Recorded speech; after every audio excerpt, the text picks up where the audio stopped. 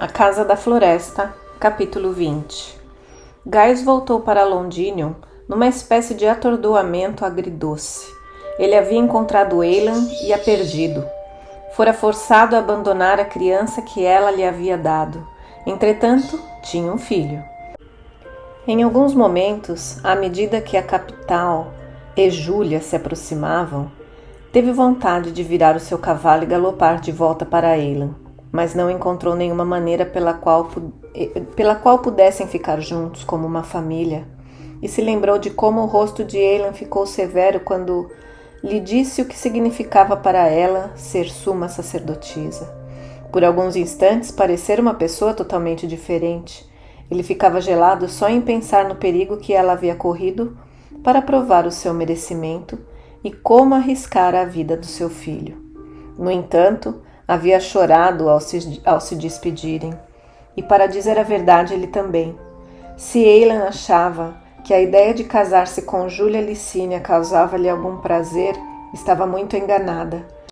Ao ultrapassar a última colina e ver os telhados da cidade banhados pelo sol da tarde, lembrou-se a si mesmo que só fazia isso pelo bem dela e do filho deles.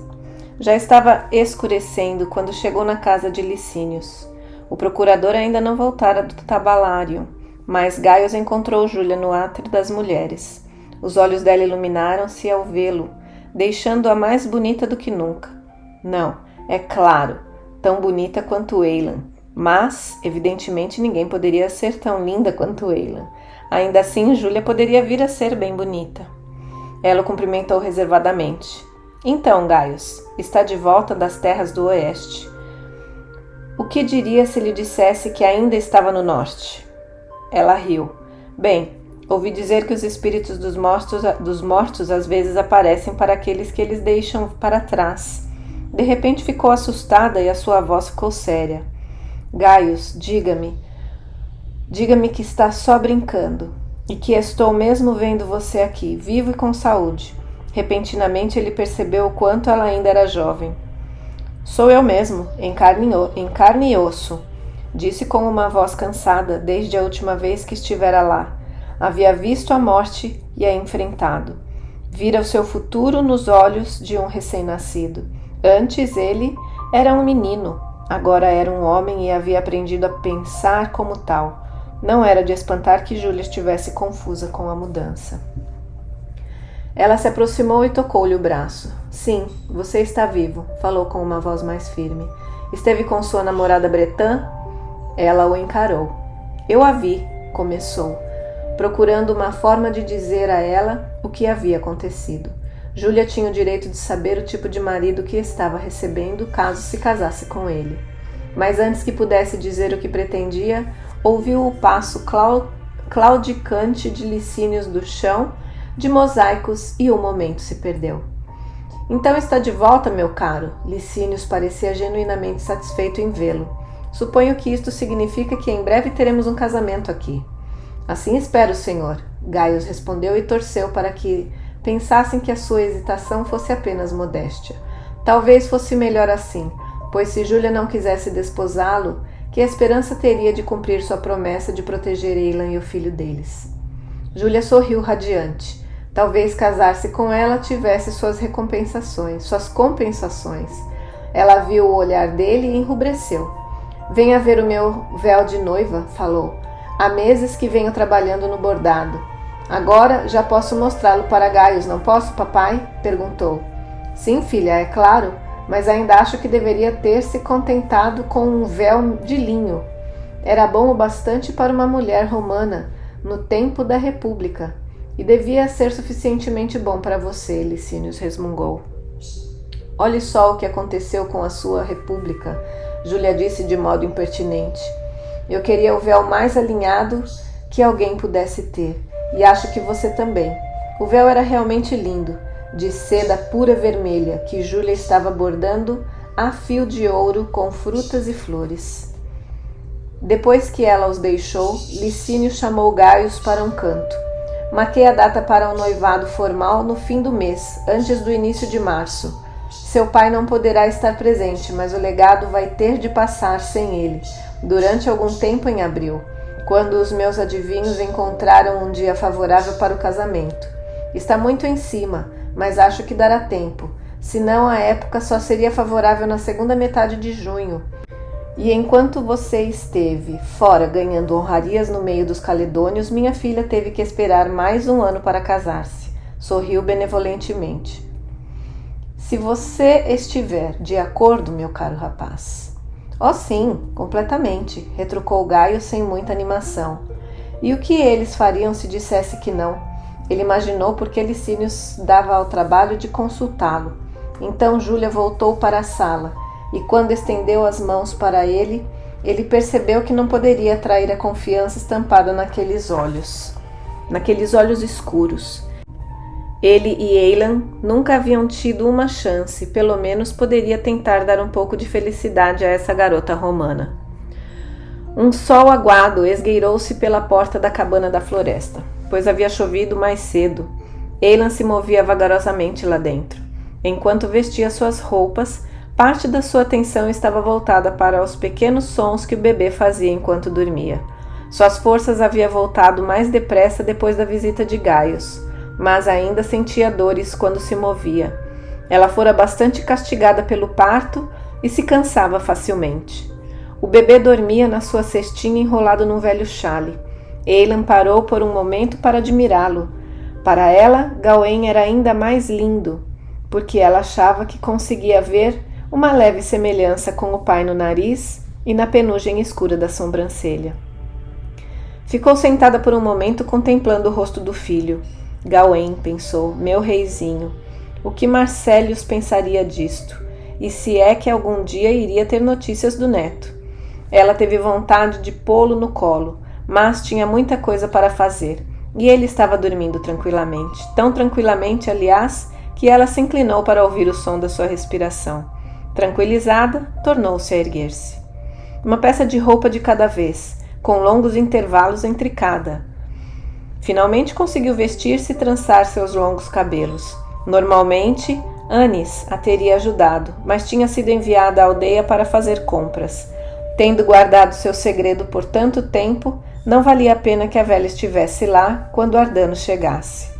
Eilan enrolou a trança ao redor da cabeça, num estilo matronal, que era novo para ela. Talvez conseguisse enfrentá-lo com mais confiança se ele a visse como uma mulher adulta ao invés de uma criança assustada. O que será que o velho queria? A razão dizia a ela que ele ia para lá mandá-la de volta para a casa da floresta, mas a toda hora sentia um arrepio de medo. Será que tinha a intenção de mandá-la embora? Ela pensou imensamente em ir atrás de Gaius, caso ainda não estivesse casado. Ou então Mairi poderia acolhê-la, a menos que seu pai proibisse. Caelian dissera que Bendegide tinha voltado do norte, magro como um lobo no inverno e muito amargurado pela ruína da sua causa. Mas, desde que vivesse quieto na casa da filha mais velha, os romanos não iriam perturbá-lo.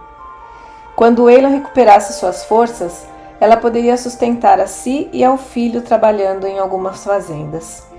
Um menino saudável sempre conseguia ganhar para o seu sustento. Seria mais prudente, no entanto, não dizer quem era o pai dele. Ela própria sabia fazer todo o tipo de serviço da casa, fiar e tecer, ordenhar e bater manteiga. Se fosse obrigada a sustentar a si e ao filho, certamente teria condições para isso. Suspirou e recostou-se na cama, sabendo que aquilo tudo era fantasia. Ela ouvira dizer que as vestais romanas podiam abandonar o templo ao chegar aos 30 anos, mas aqui a única libertação para uma suma sacerdotisa era a pira funerária. Lembrou-se de que a primeira reação de Ardanos ao saber que estava grávida havia sido condenar à morte tanto ela quanto seu filho ainda não nascido, e havia a ameaça de Bendegide de estrangulá-la com suas próprias mãos. Mas sem dúvida, se tivessem a intenção de matá-la, já poderiam facilmente tê-lo feito. Quando a sombra do arquidruída apareceu na porta, já se encontrava em um estado de grande ansiedade. Estou contente de ver que você está melhor, falou em tom neutro, olhando para ela. Oh sim, estou me sentindo muito bem, avô. Ele fechou a cara.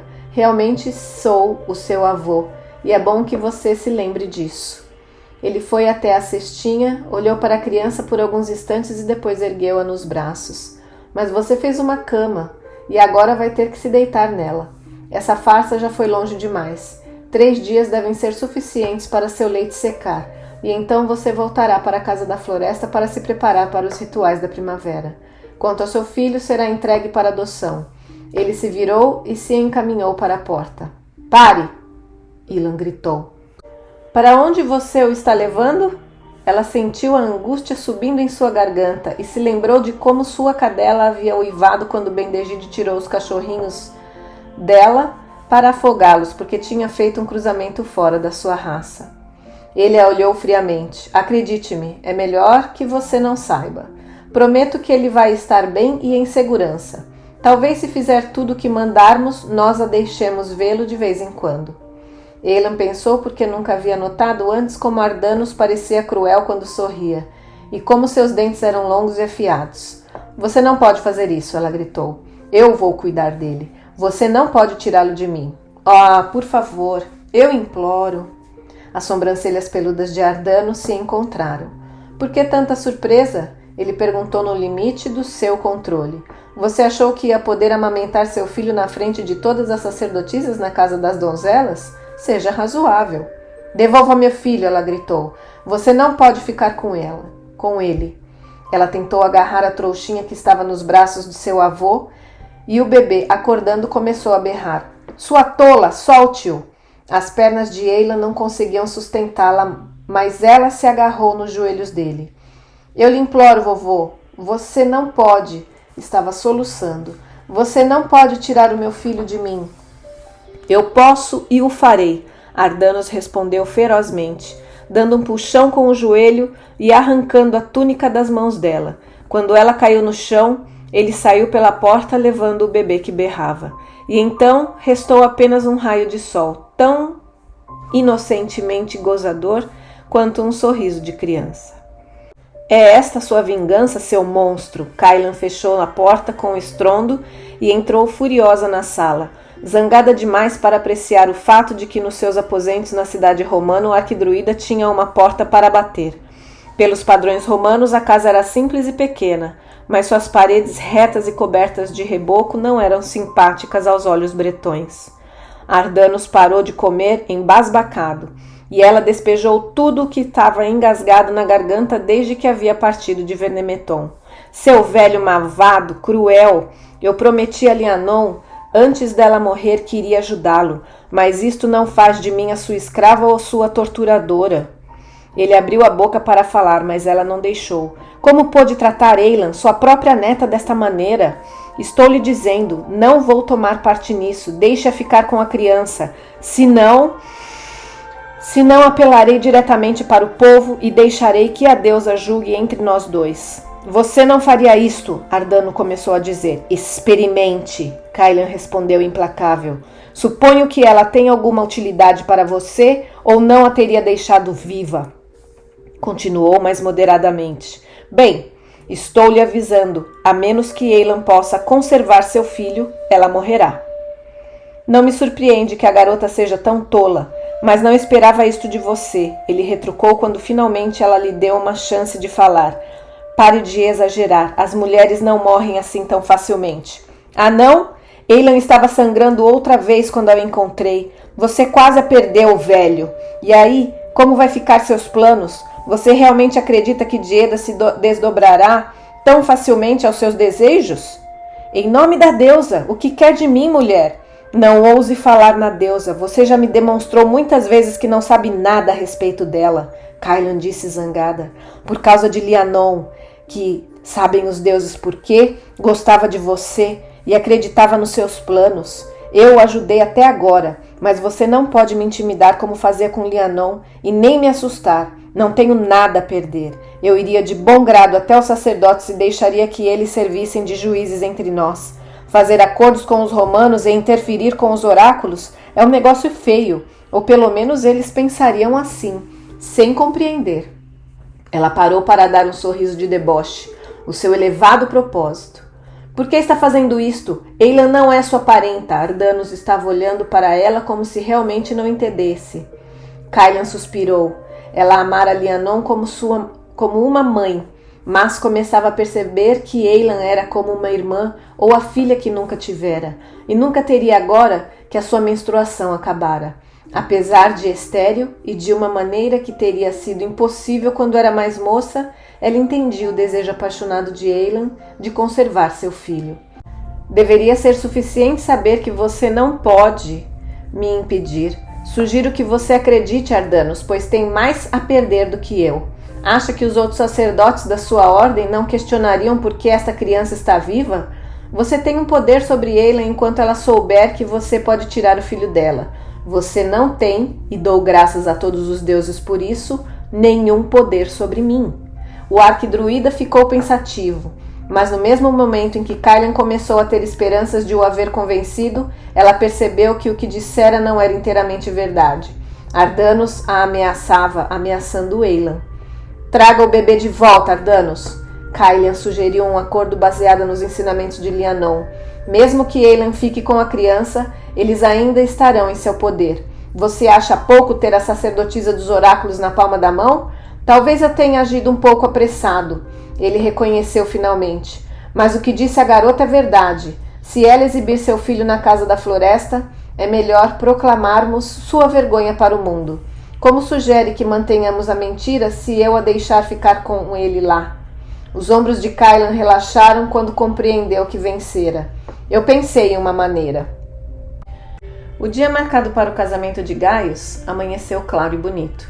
Ele acordou quando o sol de primavera entrou pela janela e piscou nos olhos quando ele refletiu na brancura da toga pendurada na cadeira. No ano anterior, fora instruído a usar essa indumentária em ocasiões sociais e diplomáticas, quando acompanhava o futuro sogro aprendendo a lidar com suas pregas, mas ainda se sentia pouco à vontade com esse tipo de roupa. Agricola se gabava de ter ensinado os filhos dos chefes bretões a usar a toga, mas Gaius duvidava um pouco. Havia sido criado como um romano, mas se sentia mais confortável de uniforme ou usando a túnica e as calças justas das tribos. Ergueu-se na cama, olhando a roupa desanimado. Seu pai, que tinha vindo de Deva no dia anterior e dormia no mesmo quarto, virou-se na cama e abriu um olho. Acho que eles podiam inventar uma roupa de cerimônia melhor, Gaius resmungou. Ou pelo menos algo mais conveniente. Uma toga é mais do que uma roupa, disse Marcellus. É um símbolo. Ele se ergueu na cama e, para o espanto do filho, que nunca estava na sua melhor forma no início da manhã, começou a discursar sobre a honrosa história da toga.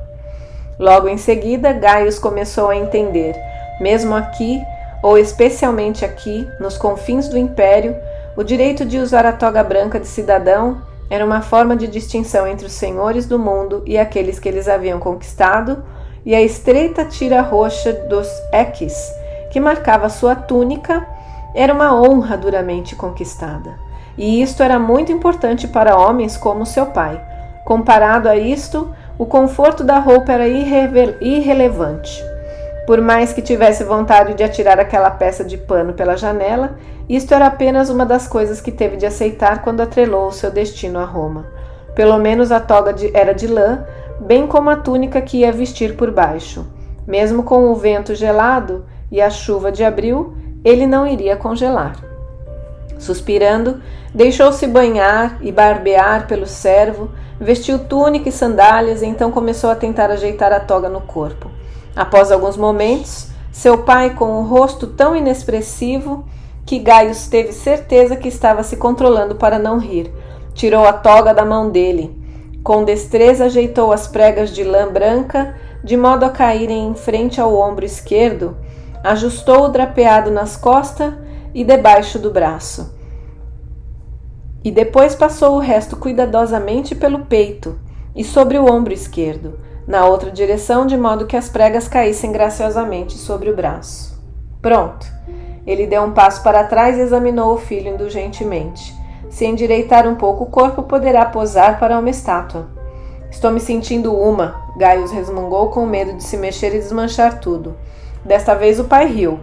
Não se preocupe, é natural que um noivo se sinta nervoso. Você se sentirá melhor quando isto tudo terminar. E quanto a você, Gaius perguntou abruptamente. Quando se casou com minha mãe, teve medo? Marcellus ficou imóvel. e por um momento seus olhos refletiram o sofrimento causado por aquela lembrança. Eu senti alegria quando ela veio para mim e durante todos os dias da nossa vida em comum, até que ela partiu, murmurou. Como eu, quando tive Eilan em meus braços. Gaius pensou com amargura, mas consenti nesta palhaçada, e não tenho outra escolha a não ser levar isto até o fim. A visão do arúspice, que tinha sido chamado para fazer os presságios do casamento, não melhorou seu humor. Sob o sol do meio-dia, a careca vermelha do homem e suas pernas magras e compridas faziam-no parecer uma das suas próprias galinhas, e Gaius pensou cinicamente que quaisquer que fossem as manchas que encontrasse nas entranhas da infeliz ave, elas indicariam tratar-se de um dia auspicioso. Como a maioria dos dignatários de Londinium, ali presente seria extremamente inconveniente cancelar as festividades. De qualquer maneira, os augúrios já haviam sido consultados semanas antes para se escolher o dia apropriado. O átrio, com suas colunas enfeitadas de plantas, estava apinhado de gente. Ele reconheceu um par de velhas matronas de rostos enrugados, como passas que havia encontrado na casa de Licínios diversas vezes nos últimos meses. Notou que estavam sorrindo, e não para ele, pelo menos em sua direção. Talvez estivessem felizes por Júlia. Se ao menos soubessem o mau negócio que ela estava fazendo, iam fechar a cara. No seu devido tempo, o adivinho declarou tratar-se de um ótimo dia para um casamento, e ofereceu seus cumprimentos. Nenhum dia que Júlia escolhesse para casar ousaria ser desfavorável. Houve um certo murmúrio quando o sacrifício foi retirado e a noiva entrou pelo braço do pai. Gaius podia ver pouco mais do que a bainha de sua túnica branca por baixo do vermelho chamejante do seu famoso véu. Um dos secretários de Licínios desenrolou o contrato de casamento e começou a ler como uma voz anasalada. A maior parte já havia sido acertada na cerimônia do noivado. O valor do coemptio que Gaius estava oferecendo e a soma que Júlia levaria para o casamento, o fato de que ela permaneceria na mão do seu pai como parte legal da família dele e conservaria suas próprias propriedades. Haviam-lhe explicado que naqueles dias esse tipo de combinação era usual e ninguém iria menosprezá-lo por isso. Havia uma cláusula dizendo que só poderia divorciar-se de Júlia por grave prevaricação e ser atestada por pelo menos 2 nobres matronas. Gaius teria rido caso alguma coisa pudesse fazê-lo rir naquele momento. Não havia ninguém com menos probabilidade de prevaricar do que a honrada Júlia, e ela havia deixado bem claro o quanto desejava aquele casamento para pô-lo em risco. Nem mesmo as maneiras sóbrias que ostentava hoje conseguiam ocultar o triunfo estampado em seus olhos. Gaius Marcellus Severus Siluricus, você concorda com os termos deste contrato e aceita esta mulher como esposa de acordo com a lei? Seu pai perguntou então. Gaius compreendeu que todos olhavam para ele, mas pareceu que se passara um tempo interminável antes que conseguisse responder. Eu aceito. Júlia Licínia? O pai virou-se para a moça e repetiu a pergunta. A resposta dela veio bem mais depressa. O secretário apresentou os documentos para cada um deles assinar e depois levou-os embora para registrar nos arquivos. Gaio sentiu como se sua liberdade estivesse sendo levada junto com ele. Mas a gravidade romana que combinava com a toga não impediu que sorrisse. Uma senhora de expressão doce, identificada como a filha de Agricolá, adiantou-se, tomou Júlia pela mão e conduziu-a até Gaius. Ele sentiu uma pontada de culpa quando os dedos pequeninos apertaram os seus. Houve orações, então, uma quantidade delas, invocando Juno e Júpiter, Vesta e todas as outras divindades que pudessem zelar pela preservação do lar. Ele e Júlia receberam uma tigela de grãos e um frasco de óleo para oferecer ao fogo no altar. Quando aquilo crepitou no fogo, sentiu-se o cheiro da comida que vinha do salão de refeições ao lado do átrio, misturando-se de um modo um tanto enjoativo com o incenso que queimava. A ceia estava quase pronta. Júlia ergueu o véu. Ele tomou o bolo de trigo. Esperava que houvesse algo melhor para comer na ceia que viria depois. Partiu-o e colocou um pedaço entre os lábios de Júlia. Ela repetiu o gesto, pronunciando as palavras que os tornavam legalmente um só. O ritual tinha chegado ao seu clímax, e de agora em diante ele tinha apenas que acompanhar os movimentos. Ele passou a festa toda, tão suntuosa quanto permitiram o bolso de Licínios e o orgulho de Júlia, sentado na sala de refeições, numa espécie de atordoamento. Deu-se conta de que as mesas estavam repletas de iguarias. Pessoas falaram com ele aceitou os cumprimentos de um velho amigo de Licínios e concordou que sim, tinha realmente sorte em casar-se com uma esplêndida moça. O velho senador demorou-se insistindo em contar-lhe histórias de Júlia quando era pequena. Ele a conhecia desde que ela nasceu. Ali perto, 2 magistrados discutiam em voz baixa o resultado da campanha germânica do imperador. Escravos, murmurando cumprimentos, serviram-nos, não a carne dos sacrifícios, mas franguinhos tenros, porco assado e fatias delicadas de pão do mais puro trigo. E havia muito vinho. Gaius, bebendo tudo o que lhe serviam, logo achou tudo melhor do que pensava. Uma fila interminável de convidados veio cumprimentá-lo. Ele raramente havia visto Marcellus tão feliz.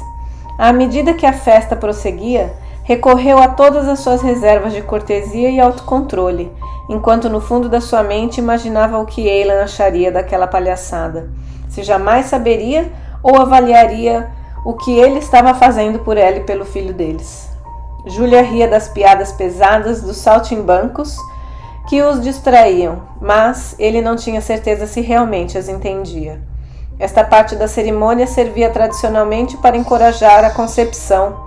Os palhaços pareciam ansiosos em certificar-se de que ninguém deixaria de entender a intenção.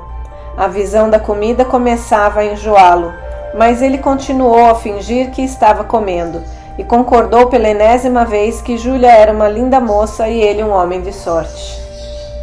Júlia estava começando a parecer sonolenta. Havia aceitado uma segunda e depois uma terceira taça de vinho, e como ele era mais forte do que o vinho de Licínios costumava servir à mesa, sua vivacidade natural desapareceu. Gaius teve inveja do estado dela. Ele, infelizmente, ainda estava bem consciente. Estava ficando escuro. Lá fora ouviu gritos e riu totalmente quando o mestre de cerimônias anunciou que havia chegado o momento da procissão dos noivos. Era tudo realmente ridículo, pois já que Marcellus não tinha casa na cidade, o novo casal estava se mudando apenas para uma outra ala da mansão de Licínios, mas Júlia aparentemente estava determinada a não deixar passar uma única tradição do seu grande dia. Era bom que não tivesse que carregar sua noiva, pensou Gaius, ao agarrar Júlia pelo pulso com uma brutalidade simulada e arrastá-la atrás de si. No seu atual estado de desequilíbrio, poderia ser detido por uma velha ou um cachorro aleijado. O mestre de cerimônias entregou-lhe uma sacola cheia de nozes douradas e pequenas moedas de cobre. Ele indicou que Gaius deveria distribuí-las para os mendigos que estavam ao lado de fora e que frequentavam casamentos apenas para isto. Júlia tinha uma sacola semelhante que combinava com o seu véu vermelho. Os carregadores de liteira carregaram-nos cerimoniosamente para fora da casa de Licínios. Desceram a avenida até o fórum, passaram pelo novo palácio do governador e pelo tabulário, precedidos de tocadores de flauta e cantores e rodeados de archotes, e finalmente voltaram até a entrada do novo apartamento que havia sido preparado para eles. Gaius prendeu o riso, distribuiu moedas e ouviu as bênçãos da multidão. Só mais um pouco agora. A tocha de espinheiro branco tremeluziu na porta de entrada, expulsando as sombras e os maus espíritos. Gaius, cuja cabeça tinha clareado um pouco no ar frio, desejou que ele pudesse expulsar também as lembranças. Alguém entregou a Júlia uma tigela de óleo para untar os portais e os fios de lã branca com que deveria enfeitá-los. As velhas matronas beijaram Júlia, murmurando votos de felicidades, e após um instante de hesitação também beijaram Gaius. Isto causou uma tempestade de abraços, beijos e congratulações. Marcellus, um tanto bêbado, era a primeira vez que Gaius via seu pai afetado pelo vinho, abraçou-os. Licínios beijou Júlia e Gaius e disse que havia sido um esplêndido casamento. Então Gaius levantou-a no colo, mais uma vez espantado com a leveza dela. Carregou-a pela soleira da porta e com um chute fechou a porta. Ele podia sentir o cheiro de tinta fresca nas paredes, competindo com o incenso e o perfume das flores de Júlia. Ela ficou parada diante dele e, com mais delicadeza do que pensava, ele retirou seu véu. Sua grinalda estava murchando. Os 6 cachos de cabelo que a criada enrolara tão cuidadosamente despencaram pela gola do vestido. Ela parecia jovem demais para casar-se. Antes que ele pudesse falar, ela foi até o altar situado no centro do átrio e ficou esperando, cheia de expectativa. Ele puxou a ponta da sua toga, de modo a cobrir a cabeça, e saudou as pequenas estátuas de terracota, que representavam os deuses da família. Pelo fogo e pela água, eu lhe dou as boas-vindas, como minha esposa e sacerdotisa da minha casa. Ele disse com voz rouca, despejou água sobre as mãos dela e estendeu a toalha para secá-las. Depois entregou-lhe o pavio para que ela pudesse acender o fogo. Que os deuses abençoem nossa união e permitam que eu lhe dê muitos filhos, ela respondeu. O leito conjugal havia sido feito encostado na parede. Ele a conduziu até ele e atrapalhou-se para desatar o nó peculiar que amarrava sua cinta de lã. Imaginando quantos noivos ansiosos haviam perdido a paciência e simplesmente cortado aquilo. Pelo menos agora ele poderia livrar-se das faixas da toga. Júlia ficou deitada na cama larga, com as cobertas puxadas até o queixo, observando-o. Pela manhã, os lençóis ensanguentados seriam cerimoniosamente apresentados às matronas como evidência da consumação do casamento. Mas Gaius nem mesmo teria de estar presente, e de qualquer maneira, ele não tinha dúvidas de que Júlia, sempre prática, devia ter providenciado um saco de sangue de galinha para o caso dele estar bêbado demais para atuar. Quase toda noiva tinha juízo suficiente para isto, conforme havia sido informado. Mas ele não estava assim tão bêbado, e se cumpriu sua obrigação com mais eficiência do que paixão. Pelo menos foi delicado, e Júlia era inocente demais para esperar mais.